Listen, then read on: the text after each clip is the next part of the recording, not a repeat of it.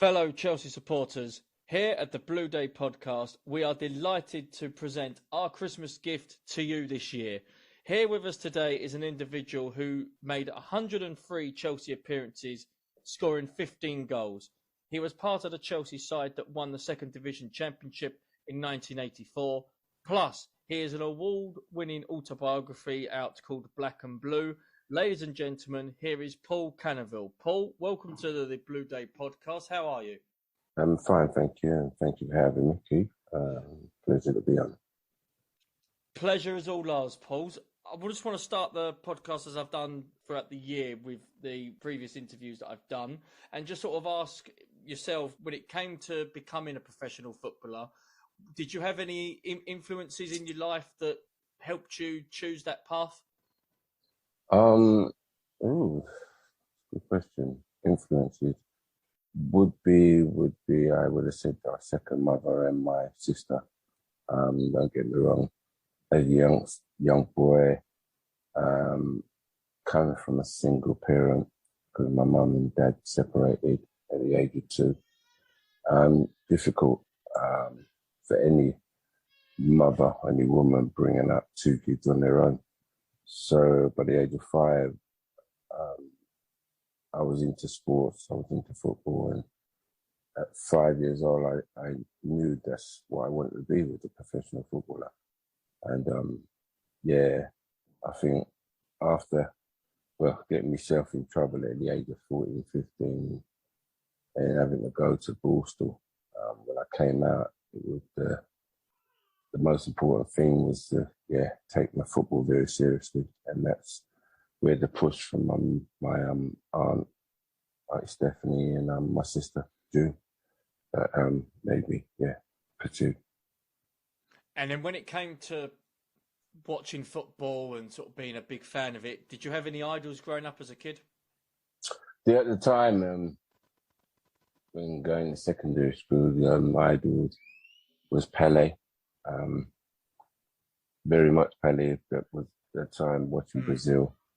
And it was like every time I returned back from school, to ask my mum if it was all right to go to the park, and I just took my ball and just practice. And whether it was on my own or whether I joined other kids, you know what I mean, never play a game of footy. That was it, generally. I idolised what Pele did, and that's what I did, to be honest. Now, let's fast forward from that point in your life to 1981, which incredibly 40 years ago, this month actually, in December of 1981, you signed for Chelsea from Hindon Borough. How did this move come about for you? At that time, I was playing at Hindon Borough Southern League football, more or less grassroots really, and young lad who was now blossoming and going to various clubs for trial. That Chelsea came along, and I went for the whole that week there. And it's funny enough, nobody, you know what I mean, said nothing to me. So I returned back to Hindon Borough, which I did from the other club. I think it was Ron Stewart, I think, was the scout then at that time. And he invited me back again and told me, look, no, we're interested in it. So I think that week there, second week, and the Friday, called in to the manager, who was John Neal at the time, signed me for the remaining season. I think it was 7 months left to get a further 3-year contract after that. So it went well. Don't get me wrong. First, don't get me wrong, I was nervous, as I was a young lad, but soon to come through those ranks. Encouragement from the teammates, the boys that were there, and don't get me wrong, I think I was more of a support to the youth team, to be honest. Players like the Keith Dublin, Keith Jones, and all those young lads that were coming through as well. Never forget those days, because it was, those were great days, great years. Coming up with the likes of Mickey Fillery, Colin Page, Pierre Rose Brown, Gary Locke, even Mickey Joy, you know what I mean? So I believe those fans of today we recognise those players. I mean, it was a great era, the early 80s, to be honest. Really good time. And what was your first impression of the club when you signed and you was going to training for the first time, seeing your new teammates? Yeah, but that's funny because I didn't know the history of Chelsea, obviously. And for me, I think the achievement was to be in that, obviously, that professional footballer now is going to be different than playing part time. I mean, part time, you're only trained twice a week. That was Tuesday and Thursday. Now, training professionally, you're training every day. So it was from 10 o'clock to 12. And for me, a young lad that was enthusiastic and just wanted to play football, I was loving it.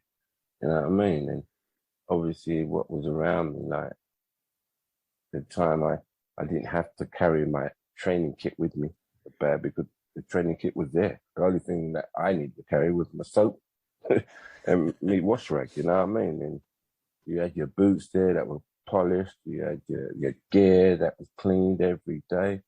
I mean, what better than that as being a professional footballer itself? So, yeah. Now, I want to discuss your debut. It was against Crystal Palace in April of 1982. When did you know that you was going to be in the matchday squad? And do you remember much about this day? I remember it well, but didn't know until that day when I was in the squad. I was told by John Neal, yep, you're number 12. And it was like, wow, you know what I mean? It's obviously excitement, preparations, and finding family members, to be honest, to letting them know you come down, you've got to support me, and you've got to be there. Fully simple as that. That was great in itself. I was so happy. But yeah, it was news, and such a late news that for me, because at that time I was playing in reserves and doing really, really well in reserve, comfortable, winning game, man of the match, and so forth. That came about, obviously. But yeah, I'll never forget it. Obviously, being in the changing room with the lads, you know what I mean, getting their support and coming outside, warming up. But yeah, I think, which everybody knows that story, I've kind of talked about it, how many repeatedly, that it was a shock to receive that kind of, well, racial support that was coming from a majority of the fans. When I say, I can't say majority of the fans particularly, but those untasteful fans at that time, you know what I mean? I was a shock. It's not doubt about it. It's not cold punches. It was a very big shock to me. Because there I was now playing for a team, as far as I'm concerned, expected to get support no matter who I was or what colour I was. So that in itself really hit home. And weird. I was so bubbly, confident, excited, all just left my body, to be honest. And I didn't want to get on. I didn't want to even go on. Manager obviously making the decision, come on, get stripped. And really, I paid no mind well by saying that. I just got stripped and hugged the line for the remaining minutes of the game, and was glad for it, the referee to blow his whistle, to be honest. Yeah. Just a couple of things on that, because this was the game, it was on your debut that you did receive racial abuse, not just from supporters, but it was from Chelsea supporters, you know, the ones that watch Chelsea every week, and you were playing for the club in itself. But it was just a couple of questions that I had for you, Paul. Did it get to a stage where, whether it was this particular game or subsequently afterwards, that you wanted to confront these individuals, maybe not in terms of a physical retaliation, but more of asking the question, why? You know, why are you doing this? And especially the fact that you were playing for the club that they allegedly supported. And the other thing I wanted to ask was, obviously, with what happened against Crystal Palace on your debut. How long did it take for you mentally to have it sort of in your system whereby this has happened? Now what have I got to do to react to I it? understand what you're saying there, Keith. It was, don't get me wrong, I've grown up in Middlesex, Southall, where particularly it was Asians and black people that used to live, were living in there. I received a lot of racism, and that was from National Front, skinheads, and it was quite particular that they would drive by and maybe saw two couple of black lads walking, that they would come out of the car and chase them and beat them. So that wasn't, I've seen all that. For those, that was just, here and there, that I just was accustomed to it. But I just didn't expect to see or hear that at a professional standard or state, really coming up to playing for a club professionally. I thought, well, that should be left behind.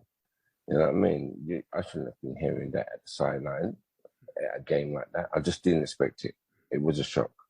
So for me, I would say, because I was a young lad, obviously I was scared.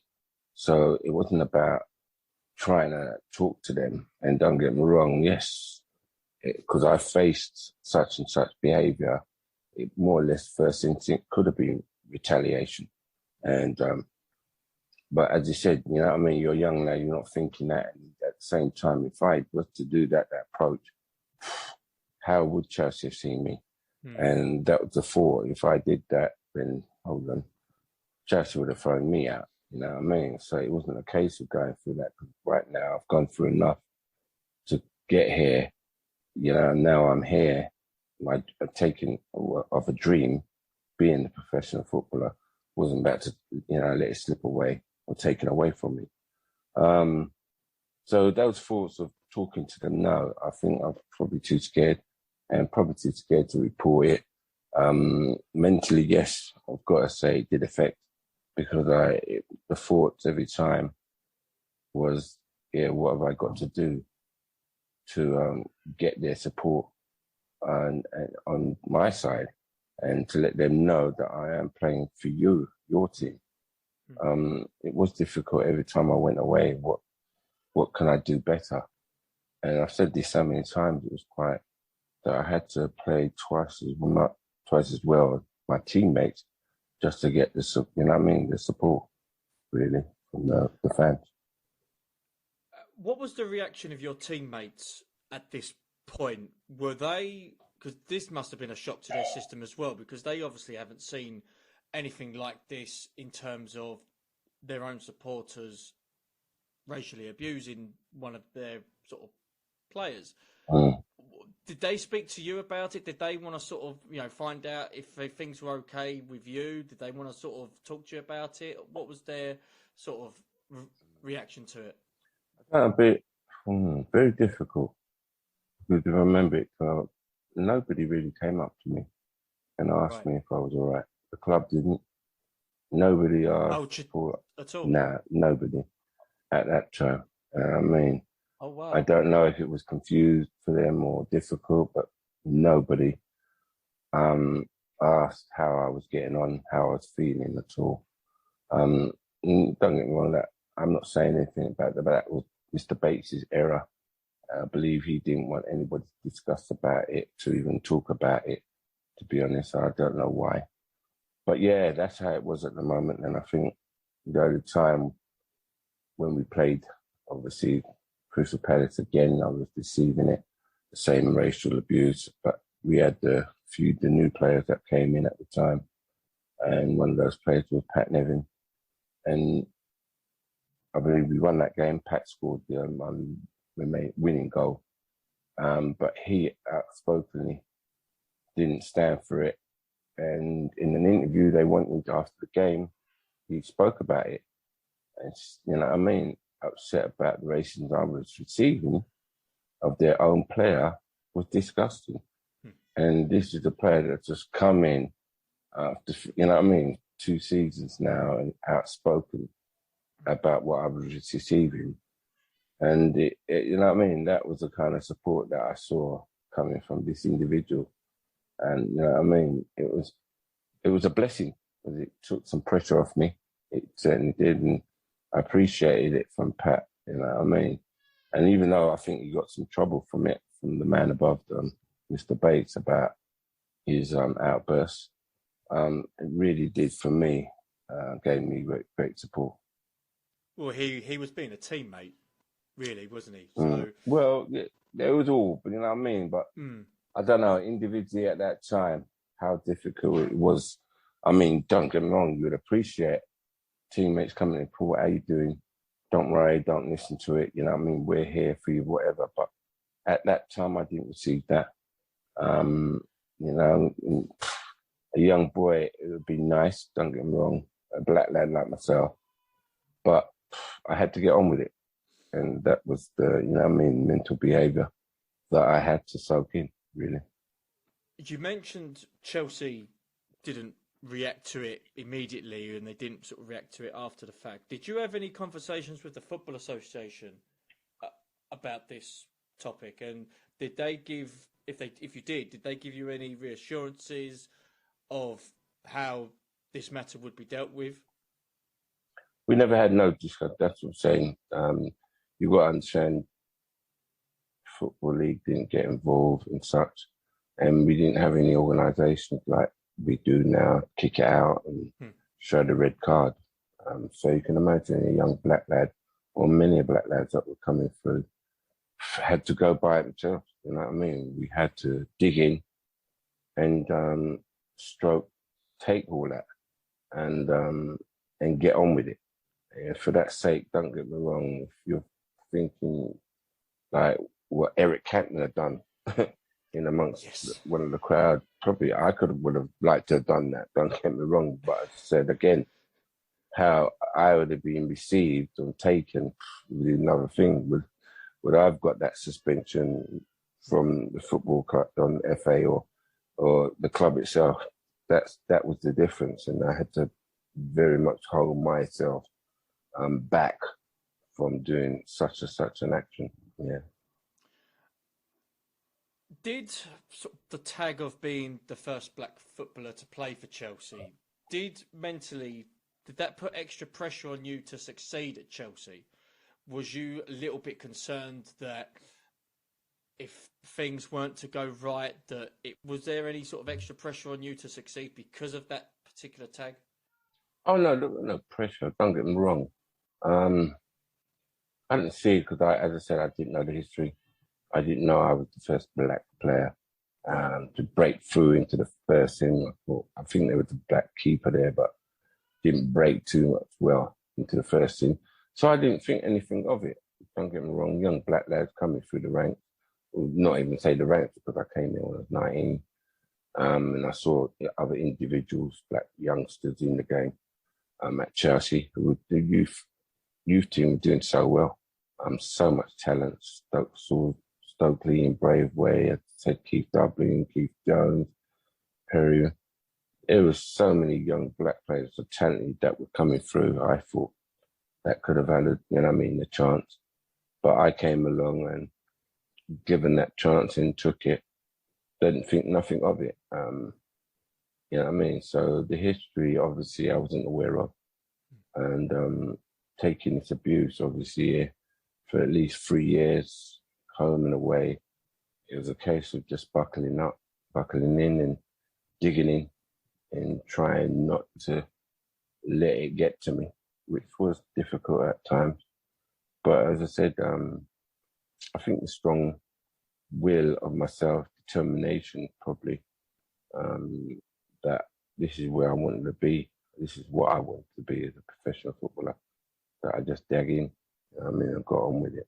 Let's resume talking about the football. The 82-83 season was a particularly weird one for Chelsea because they were nearly relegated to the third division as it was. You did score your first goals for the club against Carlisle. What are your memories of this particular game? Don't know. You don't remember? Can't remember that. No, I can't remember that game. The important game If I remember, we got third from the bottom and had to really win our remaining games, to be honest, to stay in the league. Bolton away with Clive Walker scoring. Yeah, done Yeah, that. I think I scored against Fulham, where that London derby, it was 1-0. that's right. I Yeah, think that on the volley, and then scoring after that against Swansea, got a hat trick. And so forth. yes, But that was later on. particular That's right. goals, yeah, I've Yeah, not no recollection of goals I've scored, to be honest. I think ex-team mates of mine keep reminding me of which goals I scored and which games I played, to be honest. So, yeah, well, recollect. there is one in particular that I would like to talk about later on, but with the win against Bolton in '83, a game that if Chelsea didn't win, they would have ended up being relegated. Looking back now, how significant, just describe to the listeners that may not be aware, how significant was that for Chelsea not to get relegated again to the third division? Bearing in mind, Very important financially, game. Chelsea weren't great. No, well, obviously not. Of course, it wasn't at that time. But this is something obviously a player didn't know about what was the background of what was going on with the club. We were just focusing on the football and on the pitch and getting the results. And it just happened that we needed to win this game to stay in Division 2. And a tough game it was. I mean, those pitches were definitely very heavy, very hard. So compared to the pitches of today. And Clive scored that winning goal against Bolton. It was a tough goal, but it was great to have those fans, those original, fans that came away with snow, rain, sun. They were there. That alone, I think, gave our team much support that was needed at a time that was a difficult time for us. But to know that we stayed in the league for next fight, for next season. And it's from that season, really, after that you've got to say Mr. John Neal brought in a flux of players that, we went on to win that second division that following season to get promoted to the first. So, something obviously enlightened that time. Why I say, it was a great era to play for me. It was definitely. What was John Neal like as a coach for you? A gentleman, a real gentleman, and somebody that I believe, and I'm right to say this, that everybody wanted to play for. Every teammate wanted to play for him. Position-wise, he'll tell you straight what he wanted you to do and what you could do, and he allowed you to play, get on with it. And that's what I think every teammate of mine, appreciated. Once we put on that shirt and you was on that pitch, we was all firing. We was on all cylinders, every one of us. Even when those players came along, we all gelled right away. As you can see, I think first game of the season, that Kerry picked up 3 goals. I don't know who we played at that time, but it was unbelievable. It couldn't stop us, to be honest. And for you personally, you was in good form. You scored in back-to-back games around the start of the season. With Chelsea doing well and your form picking up to the point where you were being picked on a consistent basis, was you at this stage, bearing in mind what happened a couple of years before, was you happy with your football at this stage? And was this perhaps the point where whatever was going to happen in the terraces, this would be, being better for it? I was always happy with my football, don't get me wrong. Being a Southern, if I came on and made a difference, or obviously would love to start a game. Confident in myself, yes. For playing in the team was great, don't get me wrong, because we was all as one. There's no, as far as I'm concerned, individuals. We knew what job we had to do. If I'm playing, well, obviously I played left wing. They call it left midfielder, whatever. But my ball was to get the ball into the box for the likes of Kerry, likes of Speedy, and so forth. The same went for Pep. And then we could obviously exchange wings and so forth. And yeah, enjoyed our football. Don't get me wrong. It was, we did a job. And that was the main thing. Don't get me wrong, as well as attack, we could defend and help our midfields and defenders. So it was a job that we appreciated, definitely. And you mentioned briefly before your hat trick against Swansea. Was this one of the best games you played with for Chelsea? No, I wouldn't say one of the best games, but obviously an achievement to score 3 goals. Home game as well against Swansea. I think the likes of 2 Chelsea players, ex-players, were playing in that game for Swansea. I think Gary Stanley and Gary Chivers might have been playing for Swansea at the time. But having that, and don't get me wrong, I didn't realise. There are many times when I was at school, I used to score hat tricks, but never to receive the match ball. I was shocked because I didn't know that's what they gave. You know what I mean? So the referee, when he gave it to me, I couldn't understand why he was giving me the ball. And to the lads, Paul, that's what happens when you score a hat trick. I was like, So I was thinking, what do I do with this ball? And it was a case of Paul, let Swansea sign it, and then we'll sign it. And that's, you know what I mean? Legendary, as you say. I took it home and gave it to my mum and put it in the cabinet. That's it, yeah. Nice story. I like that. Mm. Chelsea achieved promotion at the end of that season. You've briefly touched on a couple of players like Kerry Dixon and Pat Nevin, how effective they were for the side. Overall, how good was that team that went up to the First Division?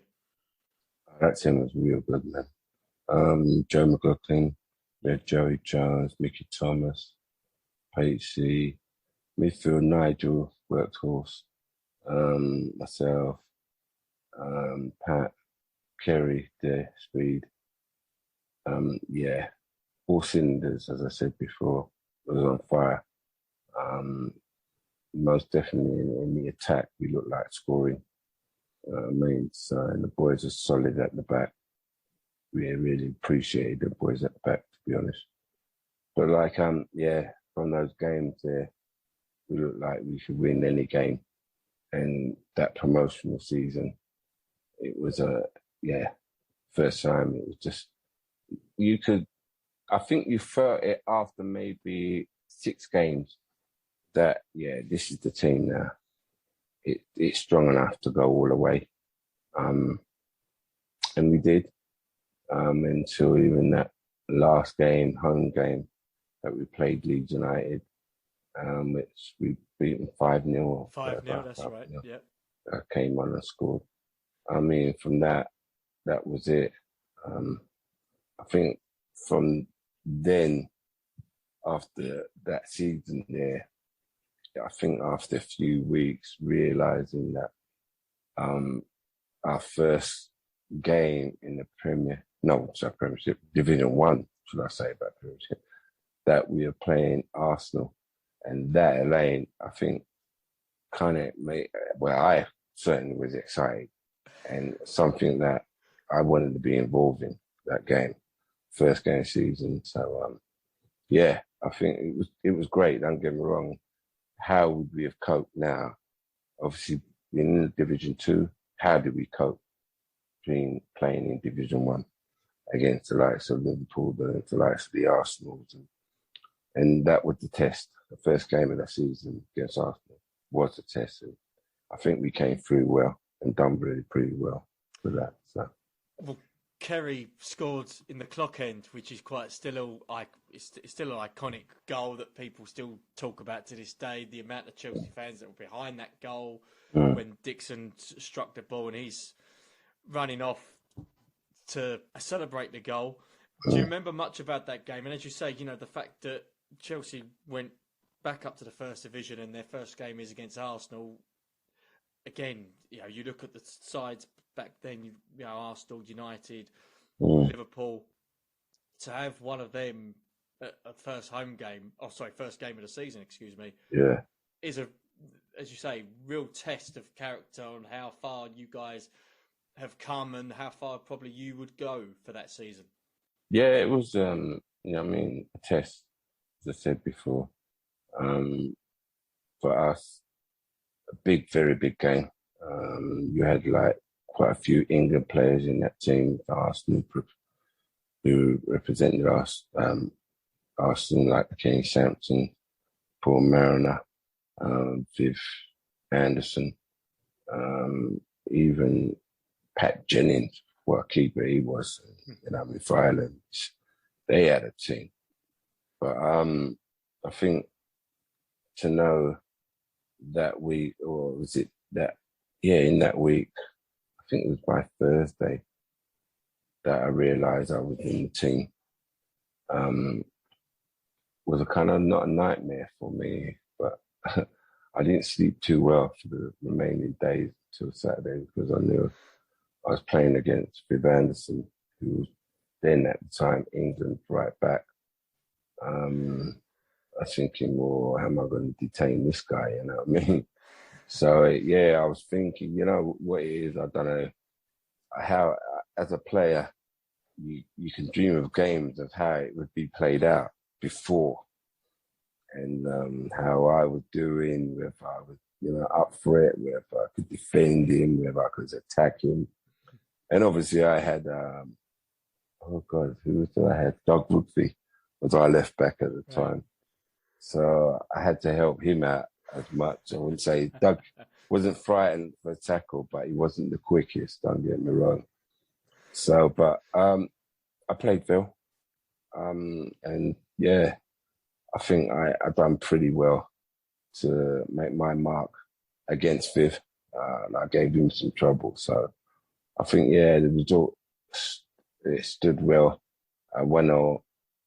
Went down very well, to be honest, because I think I lived at Hackney at the time, moved down to there.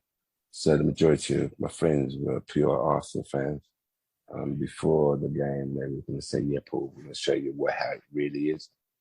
But after, when the result was 1-0, they came up to me with enough respect and said, your boys deserve that. Well done. So I think we've done well. Yeah, appreciate it. Now, one game this particular season that I would like to talk to you about is the League Cup tie against Sheffield Wednesday at Hillsborough. Now, before we sort of discuss the match, I just wanted to sort of touch briefly on perhaps what was going on in your life and in regards to what was being said at the terraces. Was, at this stage of your Chelsea career, was you still getting the amount of racial abuse that you received when you first came to Chelsea? Was the levels deteriorating a little bit, or was it still a constant irritation, even by Chelsea supporters? And secondly, in regards to the match itself, you scored 2 in that game, and people still talk about this particular moment. Just wanted to sort of get your thoughts on the game itself as well. To be honest, I'm probably weren't distracted so much by it anymore. I just got on with it. I think mainly at home you hear the abuse strongly than compared to when you played away. As important as that game was, I think 2 of the most strongest sides that was in the second division at that time, Sheffield Wednesday and ourselves, who were looking, for promotion. There was always a battle, always a good game against each other. That, once again, I was told I was sub. So it was a case of, being prepared. For me, that day, I was kind of meeting my dad for the first time. Obviously, I said when we separated, the mum and dad separated when I was 2. So I was meeting him for the first time at 21, 22 years old. So that was really nervous for me because that's what was going through my mind. at the time, sitting down on the bench. What am I going to tell him? What am I going to ask him? Seeing how the goals was going through, don't get me wrong, it's like I saw we 1-0 down. I thought, yeah, we can get that back. Yeah, that's where we was 2-0 down. I thought we could still get that back. But when I saw it's 3-0, I thought, you know what, we're out of this. You know what I mean? That was it. Simple as. How you expect to get 3 goals against a formidable type side like Sheffield Wednesday, who were tough. I mean, 3 goals was enough, and that was just the first half. Second half, straight away, John Neal, I think was on, get stripped, you're going on straight away. I think Colin Lee came off the adjustment, moved back from midfield and it was like, wow. First instinct, I mean, that ball went back to Joey Jones, I believe, who's there.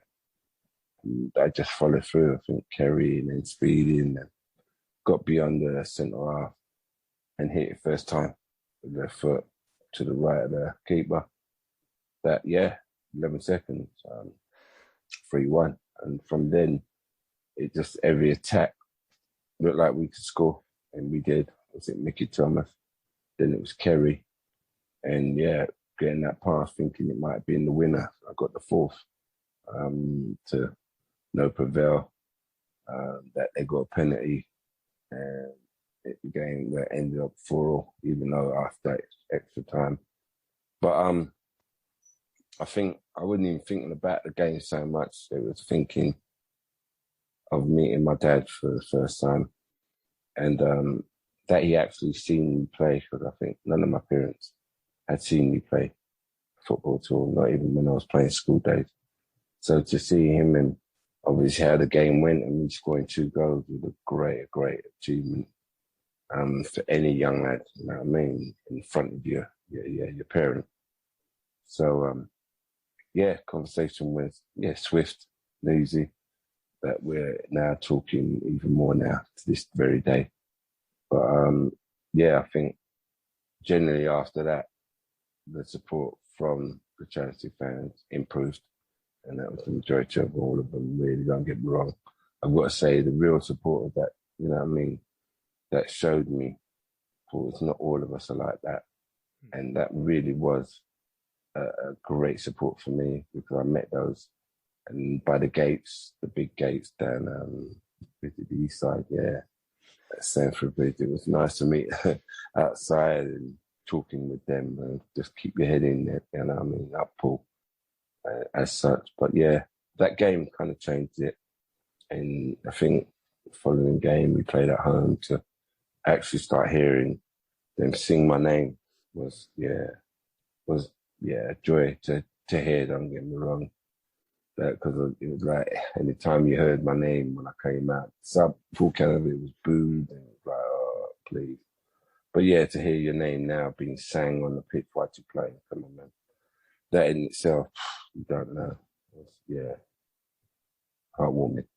You must have felt vindicated then with all the hard work you put in, even before you signed for Chelsea, getting to that stage where you're playing professional football, and then dealing with what you had to go through at the early stages of your Chelsea career, to then, as you say, you scored 2 goals against Sheffield Wednesday in a game that looked Chelsea were dead and buried. Chelsea fans are starting to sing your name, give you the praise that you rightfully deserved at the point, because you were playing some good football for Chelsea as well. And did this feel a little bit like closure to you in regards to the naysayers and a lot of negativity that was hanging around at that time? Nah, didn't nothing like that. Nah, just getting on with it. What we achieved as a team together, and for me, it was, you know what I mean, continuing just buckling in and playing to my strengths. That's all I could do. And really showing them what I was about.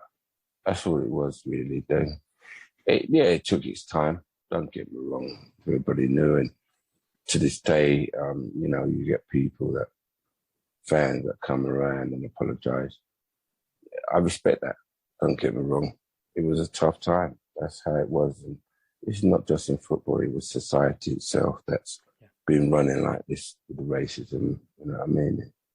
You've got to understand how we're all human. No matter where you're coming from, where you're born.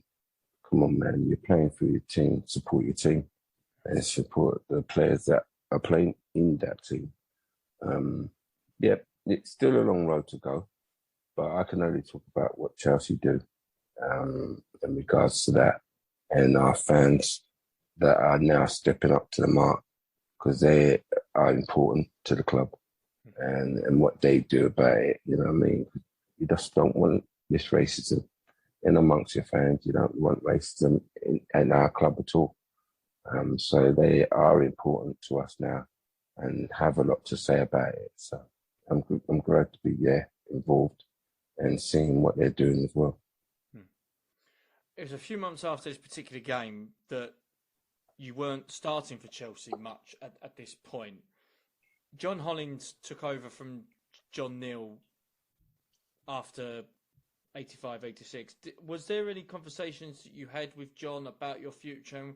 And again, sort of spoke about John Neal as a coach. What was John Hollins like to you? Don't get me wrong. I think embarking on management from playing days is two different things. As a player, John was respected Hollins, a good player. Management find it was difficult. Backroom staff had an assistant that really probably didn't get on with. I don't want to mention his name. And I thought, I deserved to be playing, but they brought in the next player. And I thought my work rate compared to him was a lot more better, but they chose him. So I think, I did have a little attitude, which is wrong. But if you don't say nothing, you know what I mean, you'll be ignored and just left out. I thought I deserved to play more. They didn't think so. And it was like, I gave some attitude. And probably from that, I wouldn't say that how I left. It was a situation at pre-season that we had with the assistant, and I didn't like what he'd done, and kind of addressed it in a way where I kind of took the mickey. He didn't like it, and I told him why I did it. And an incident happened in the evening with one player that racially abused me. Didn't like it, knocked him out. As far as I'm concerned, it should have been sent, we returned back to London from that pre-season in Wales, that we should have been discussed. Wasn't even given the chance to discuss it. I was just given a phone call not to return to the ground or the training ground. And that was it, given the elbow. And everybody, I'm clear to say, my teammates all thought that individual would be kicked out for racially abusing me, but wasn't. I was kicked out. They couldn't understand it. Didn't even get to say bye. It was upsetting. It really was. But didn't say nothing. A youngster who just wanted to play football, didn't want to, make any noise, just get on with it. And that's how I ended, leaving Chelsea and trying to pursue, my career somewhere else. But it was a difficult time, that period. It was really difficult for me. Just a couple of things that you mentioned there. Was the player in question that you weren't happy with was a Jerry Murphy? Yes. That was right. Okay. It was a player. Don't get me wrong, no disrespect to Jerry. He had a lovely left foot, but I know my work rate was a lot more better with him. But it was a favourite of what was his assistant's name? Ernie, I think it was. That was the assistant to John Hollins at that time. Yeah. That, coming from Crystal Palace. He favoured him then instead of me. Right, okay. I thought, that wasn't good enough. So, I would like to discuss your departure now. You said that there were a few reasons for you leaving Chelsea that you mentioned just now. You went to join Reading in 1986. Yep. Was it your choice to join Reading, or was it the club's choice because of how much money Reading put up for you? Did you perhaps maybe try to speak to the club about trying to stay at Chelsea? What was going through your mind at this stage, and what was happening in the career of Paul Canoville at this stage? Nothing really. It was a case of clubs that were coming in, phoning my phone. Went down in Brentford. There were little trials in there. We're not a trial. But they were in the third division. I just wanted to play football. And Frank McClintock was the manager at the time, and about to discuss, the deal. And it was a time when Reading just phoned me out of the blue while I was at Griffin Road. And he came and picked me up. I was the manager then. It's a terrible memory. That he came and picked me up from Brentford, took me home to his house, stayed there the evening, and trained for Reading. And once again, they wanted to sign me right away and negotiating my contract and so forth. So it wasn't anybody that chose the team; it was me that chose the team, and they got promotion from Division 3 to Division 2, and it's like Kerry Dixon had come from Reading as well, was playing from Reading, that made him come to Chelsea. So, don't get me wrong, the community was great, the lads were great, it was just fresh of breath air. I believe from told right that Man U had come in with an offer of $5 million for me, but there was no way you could see Chelsea selling me to Man U. One of their arch enemies, at that time. But yeah, I just wanted to play football, and I signed for Reading at that time just to get on with it. Now, before we discuss current events, I just want to mention your autobiography that was out around 2008, if I'm right in saying. It was called Black and Blue. A book that has won awards and has been recognised by people within the football industry. For you personally, though, what was the reasonings behind writing the book? It wasn't really. Gosh. Rick Glanville approached me, and he's the historian at Chelsea at the time, and still is. And I was thinking about 2004. I just kind of got back and connected with the Chelsea, obviously having my times, my up and down after the game, after retiring. But it was a case of starting off working in the foundation, Chelsea Foundation, and going into schools, and asked to talk to some kids about my career and so forth. And I was thinking, but wait, these kids weren't even born. How are they supposed to recognize me in my playing days? Not understanding that, I'm not, what do you call it, internet literature. Is that the word we use? Literature. Anyway, I'll find it. With regards to, they had Wikipedia, and I was like, what's Wikipedia? And found out that all these details about me was like, wow, these kids are saying, Mr. Canoville on Wikipedia. I was like, what? And, it started off really like, wow, I'm nervous here. But I started to open up and sharing my story in a colourful way, don't get me wrong, how important your education is, how it is for racism and bullying, discussing everything, with how it was for me at school, because I didn't take it so seriously when I was at school and my education. So they were getting something out of this, and realised how the kids were actually listening to me, and every teacher said, oh my God, what you do in an hour, I can't even do from 9 to 3. And it was like, whoa. So that was all happening in 2004, and then Rick Glanville got in touch to look, we'd love to do an autobiography. And I was like, what? Whoa, talking about what? My life. And I was like, oh, Obviously, what was going through with me, with regards to cancer, with regards to drugs, with regards to homelessness. It was like, I didn't know if I wanted the whole world to know about this.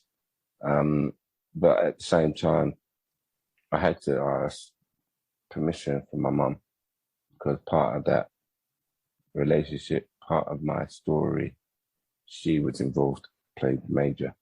So I asked, well, I didn't, I told my sister, ask permission for me. And she was up for it. She agreed that, yeah, that how the book came about. I think why everybody related to it, because I said it how I told it, and that's how I wanted it to come out. I'm not using fancy words, and I told Rick, so look, Rick, how I'm telling you it is how I want it written. And I think that's how a lot of people related to it. I was getting phone calls at 2 a.m, Canada. I'm reading the book, I'm in the bath, and I can't put the book down. I was like, what? Come on, man, put the book down, have your bath. I said, boy, I go to a chapter and I think, yeah, I put it down. And then no, I need to know what happened after that. It's like, yeah, that was difficult, because now you've got people reading your story and thinking, oh my God, the mental health issues I was having, the depressions, the cancer, the drugs. It's like, oh my God, how are they going to look at, perceive me? And you know what I mean? That's what it was. The thoughts were going through my mind.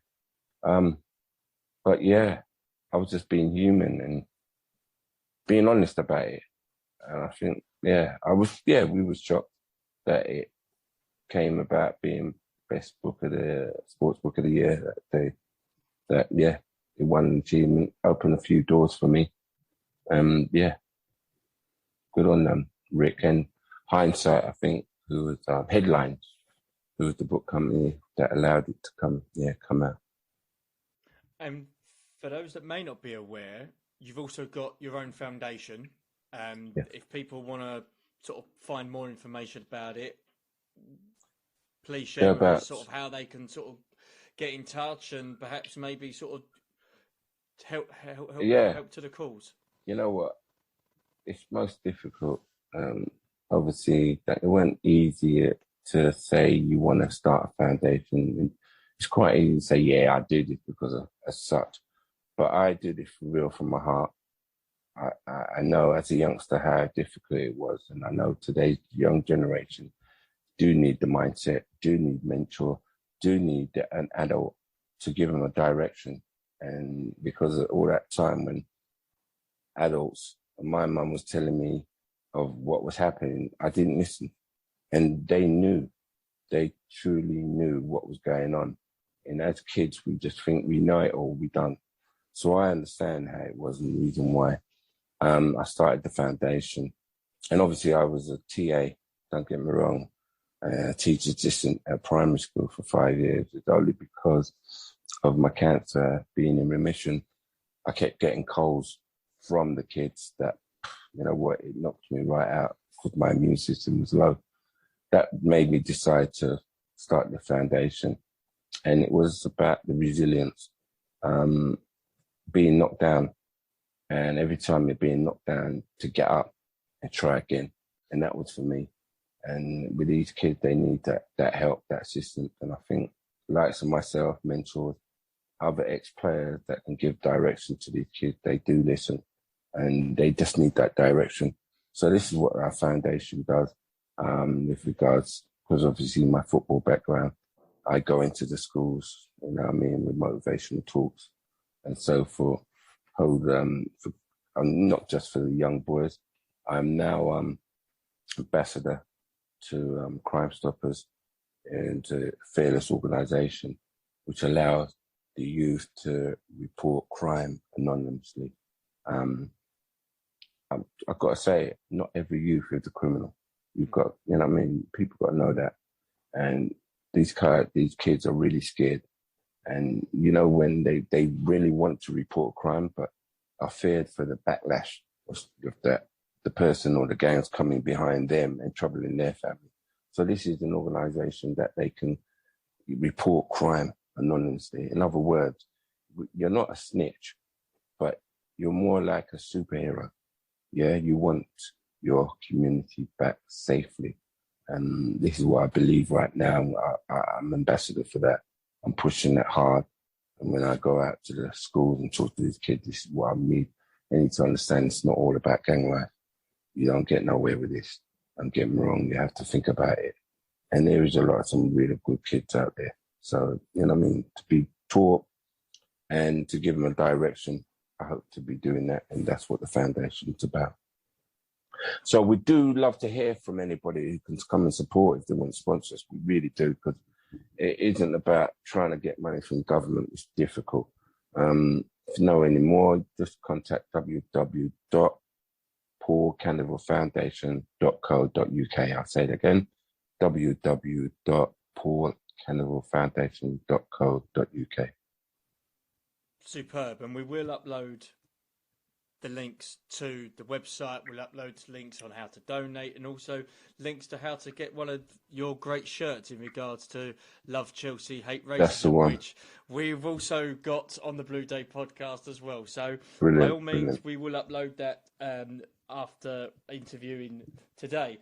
Just a couple of more questions, Paul, before we do wrap this one up. I want to talk about a particular thing in regards to current events, and something that a lot of people got annoyed with over the weekend in particular, but since it's been out, is VAR. And I just want to sort of get your thoughts on the video assistant referees, and whether you feel that it's good for the game, and if there is anything that you would perhaps tweak, what would it be? It's a difficult one, you know, because, I mean, obviously, being a professional player, we didn't have that around at the time and just had to go with the linesman, the referee's decision. Here you are now with VAR, giving that assistance on the line. And don't get me wrong, you've got to look at it. Sometimes that ball looks heavily. We know it's over the line. And then when you see it does have its advantages. But some of it, oh man, I don't know. How many linesmen do we have down the line that they can't spot this? Obviously, the referee can't get in place to watch this. It's a difficult one, man.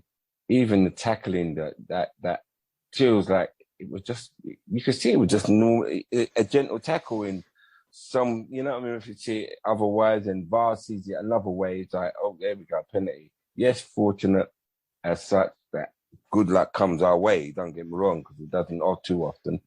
But a difficult one. The game is changing. That's all I'm saying. The game is changing every time. So the FA or the Premiership are going to bring in something new every season to try and better the game. If that's the case, I can't say no more than that. You know what I mean? We can't do no more. Yes, you can appeal as much as you appeal, but this is what's happening. We just got to soak it in and take it in as it is. And hopefully it doesn't go against our club, you know what I mean? About Chelsea. So that's it for me, how I feel about that. Of course. And as you've mentioned Chelsea, I want to sort of get your thoughts on the current day Chelsea and where the club are at the moment, and what Thomas Tuchel has done since he's come to the club nearly a year ago now. European champions, being competitive in the Premier League, got some very good talent coming through, the likes of Mount and James, and even a certain Conor Gallagher now that's still part of Chelsea, is doing really well at Palace. What's your thoughts on the current day Chelsea, Paul? Man, you know what? We've got one of the best academies in the world. Oh God, who runs the youth academy? I keep forgetting his name. I'm terrible at that. But these young lads are coming through, like some Matt, you said, James, Thomas, Zotis. You know what? I'll be honest, Steve, we'd be playing with these lads if I could play now. It'd be such a blessing, don't get me wrong, to come through that stage in your life as well. As a youngster as I was, starting at 20, you know what I mean? But these lads are from 18 years old and looking so well, strong, that they, you know what I mean, deserve to be in the team and playing in the Premiership. Thomas, the manager, has done so great. And that's what happens when, as I said before, when you play for a manager like John Neal, they obviously respect this Tom and play for him just as much. And he's getting the best out of them. You can see, don't get me wrong, we have a big squad. Yes, sometimes you think, all right, he changes it round, it doesn't help, but we've got such a big squad.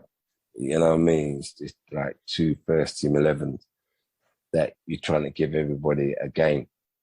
And sometimes that we might not get the results that we should get. And we get upset about it. Oh, man, why didn't you keep the team and such and such? But you know what? He knows what he's doing. And the players respect that. And from where we are now, all I say is that we stopped leaking in goals. We scored more goals and stopped leaking in goals. That's where we stage are. But at the moment, it's looking good. It really is. And it's great to be a Chelsea supporter, most definitely at this moment of time. So, yeah, good stuff. And final question, Paul, from me. How do you look back on your Chelsea career? And would you ever imagine that the 21-year-old Paul would look on it and think, a few years' time, I'm going to have a suite named after me at Chelsea? You know what? Yes, an honour. Yes, recognised. Having a sweep, still look at it and going in there and meeting the fans, you know what I mean, and recognising who I am. It's a great honour. It's a legendary, as I'm told. For my family, don't get me wrong, it's really big for them as well. To be added to the history of Chelsea, most definitely. And may it continue, don't get me wrong. I love it. And you know what? People still ask me, why would you still support a club that, you know what I mean, treated you such? Now, you live in London. And as much as yes, the people don't know, I did support Leeds United, but I never ever went to Ellen Road. But here I was given the opportunity to play for London clubs like Chelsea, that I had to start supporting them. And I continue to support them. So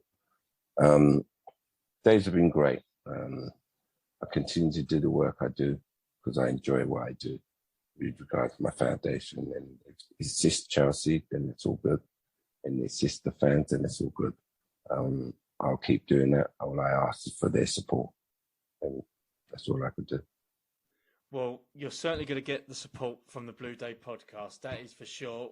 Thank you. It's been an absolute pleasure to have you on the show today. And also, as it's our final interview of 2021, this has been a real treat. So, Paul, thank you very much for your time this afternoon.